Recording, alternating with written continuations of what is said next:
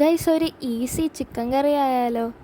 അപ്പോൾ ചിക്കനിലേക്ക് മുളക് പൊടി, മഞ്ഞൾപ്പൊടി, കുരുമുളക് പൊടി, ഇഞ്ചി വെളുത്തുള്ളി പേസ്റ്റ്, ഗരം മസാല, പാകത്തിന് ഉപ്പ്, ഇത് നമുക്ക് മിക്സ് ചെയ്തിട്ടൊന്ന് മാറ്റി വെക്കാം. അടുത്തതെന്ന് വെച്ചാൽ പാൻ എടുത്ത് പാനിലേക്ക് എണ്ണ ഒഴിച്ച് നമ്മുടെ സവോളയും പച്ചമുളകും ഇഞ്ചി വെളുത്തുള്ളി പേസ്റ്റും ഇട്ട് കൊടുക്കാം. നമ്മളത് ഇടികല്ലാണ് അരച്ചിട്ട് കൊടുക്കുന്നത്.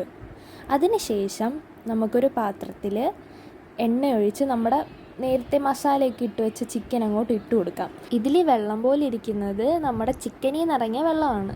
ഇത് നമുക്ക് ലോ ഫ്ലെയിമിൽ അടച്ചു വെക്കാം.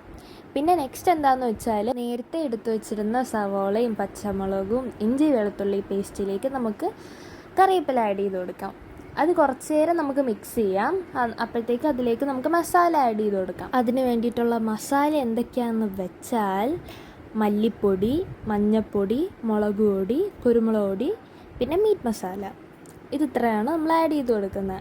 എന്നിട്ട് നമുക്കത് മിക്സ് ചെയ്ത് ഒന്ന് സെറ്റാക്കി അതിൻ്റെ പച്ചമണം പോകുന്നവരെ നമുക്ക് മിക്സ് ചെയ്യാം. ഈ പച്ചമണമെന്ന് ഞാൻ ഉദ്ദേശിച്ചത് ഈ മുളക് പൊടിയുടെയും മഞ്ഞൾപ്പൊടിയുടെയും എല്ലാം ആ ഒരു സ്മെല്ല് മാറിയിട്ടൊരു നല്ല ഫ്ലേവറായിട്ടുള്ള സ്മെല്ല് വരുന്നത് വരെ. എന്നിട്ട് നമുക്ക് വെള്ളം ഒഴിച്ചു കൊടുക്കാം. അതൊന്ന് സെറ്റായി വരുമ്പോഴത്തേക്ക് നമ്മുടെ നേരത്തെ എടുത്ത് വെച്ചിരുന്ന ചിക്കൻ നമുക്കിതിലോട്ട് ആഡ് ചെയ്ത് കൊടുക്കാം.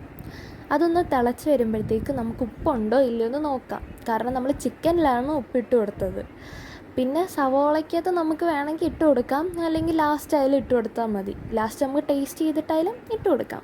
അപ്പം നമ്മുടെ കറി ഇവിടെ തിളച്ച് സെറ്റായിട്ട് ഇരിപ്പുണ്ട്. അതിലേക്ക് ഡെക്കറേഷനായിട്ട് 2 കറിവേപ്പിലയുടെ ഇതൊക്കെ വെച്ച് കൊടുത്തിട്ടുണ്ട്. അപ്പോൾ ഇത്രയേ ഉള്ളൂ ഗൈസ്. ബൈ.